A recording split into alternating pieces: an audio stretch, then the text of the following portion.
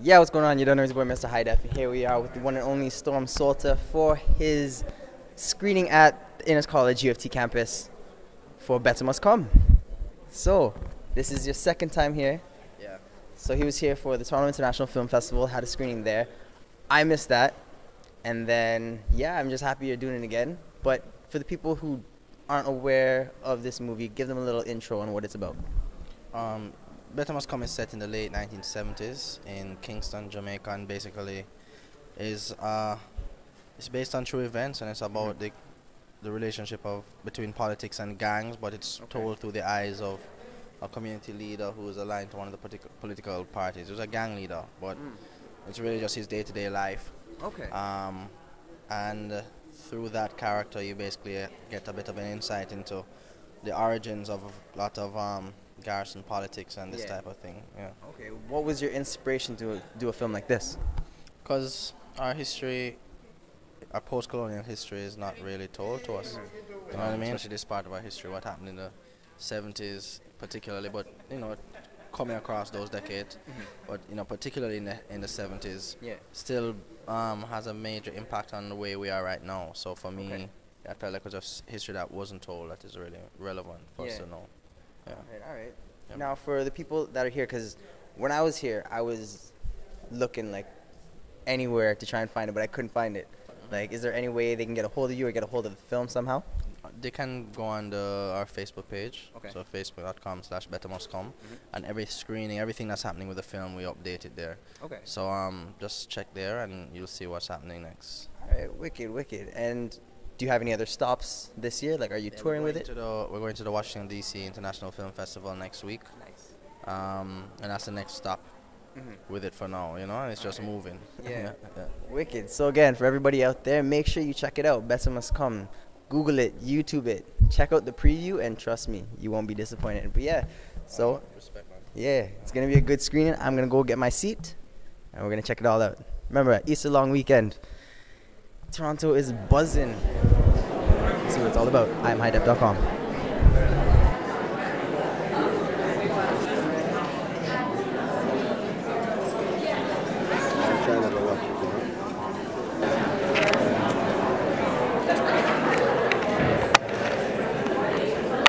Hi everyone. Good evening and thank you so much for your patience.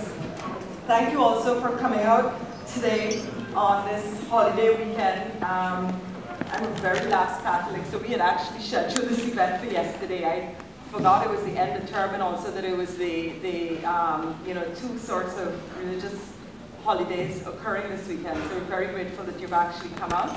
I'm Elise Trotz and I'm with the Caribbean Studies program, and this is our final event for. We've been talking with Storm for over a year, it's almost 2 years, about bringing this film, and we actually were going to bring it for the last academic year, and then we thought that if we brought this film up, it was going to have its Canadian premiere here at the University of Toronto, that it could jeopardize the chances of the film getting into international film festivals, and so we decided that we would reel and come again once the film had started being shown in other places, including in Toronto, where I believe some of you, because there are a few people who saw it and came back today, it screened at the TIFF Light Box for Black History Month this February.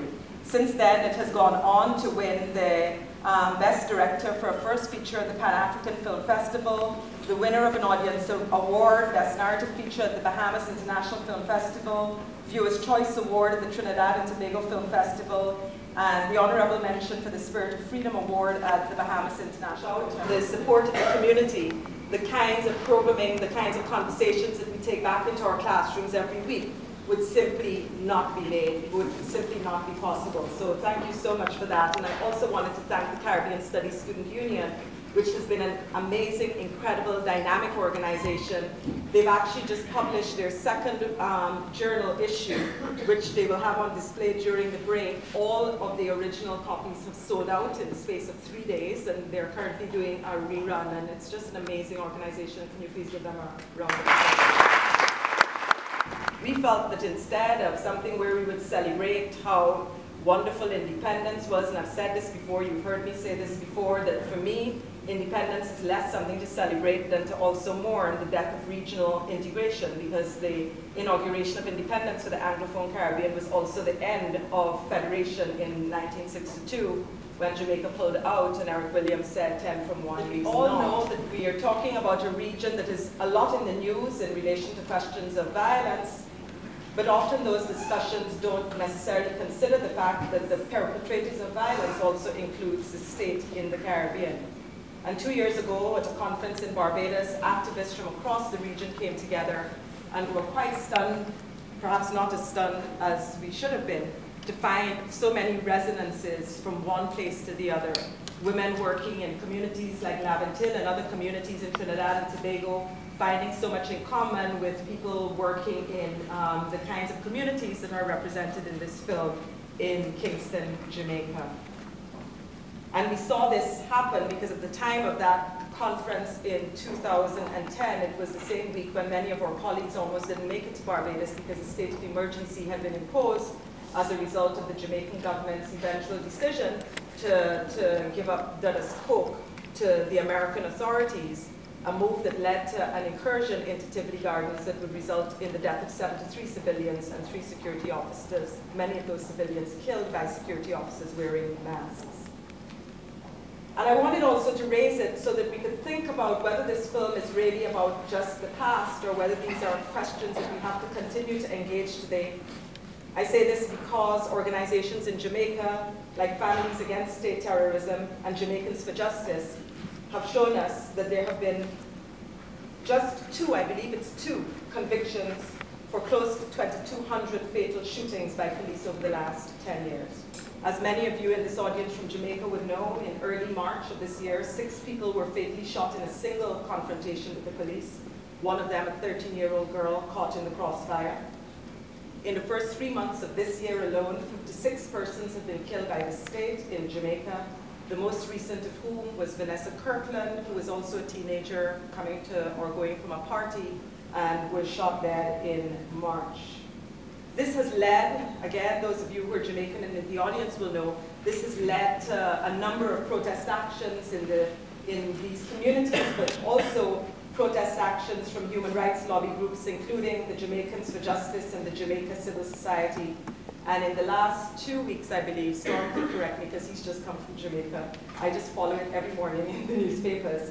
The Minister of National Security, Peter Bunting, said, quote, "This administration will be holding the Commissioner of Police and the High Command accountable for a reduction in the level of police fatal shootings." And I was having some Skype conversations with colleagues in Jamaica who are organizing around this, and while recognizing that none of this would have happened, this statement from the Honourable Minister might not have taken place were it not for the action on the street. One of the things that we sort of both concluded that it was precisely at moments like these that you have to continue picketing. The fact that he said this today means that the picket should be back there tomorrow morning, because the problem is that precisely when these breaks happen that we often feel we can relax because some headway has been made.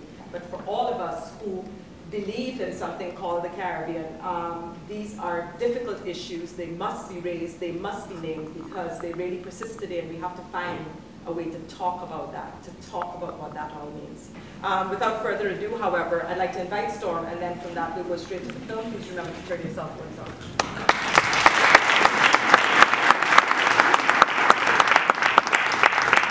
Greetings, good evening. Thank you all for coming out. It's a great crowd. I like to see when the seats are pretty much full up, or almost full up. It's the second time in Canada that we're showing this film, and it's interesting because I find of all the places where Jamaicans, not only Jamaica, a lot of people from the Caribbean as well, really left. You know, we had a moment of serious brain drain in our country. In many cases because of what we're going to depict here and the relationship between politics and gangs, or politics and the underworld in general, and just the political gangsterism that was happening and the division that was happening. So this is one of the places where I know, our diaspora is really powerful. I guess there's more of you than there are actually in Jamaica. And as a storyteller, it's really interesting for me to interact with an audience who is kind of the same story, but looking back at us, And I decided this was a film that needed to be told because as much history as we do know, our post-colonial history is a bit of a blur. You know, what happened in Jamaica in the 70s, leading up to 1980 and even beyond, politically has led very much to where we are right now. This legacy has lasted a long time, and for us to understand what's happening now, we need to realize that we're living a very similar cycle over and over. And the title is Better Must Come because it's a hopeful statement. It says better must come. Must get better from here forth. You can't say exactly when it's going to get better, but it must come, right?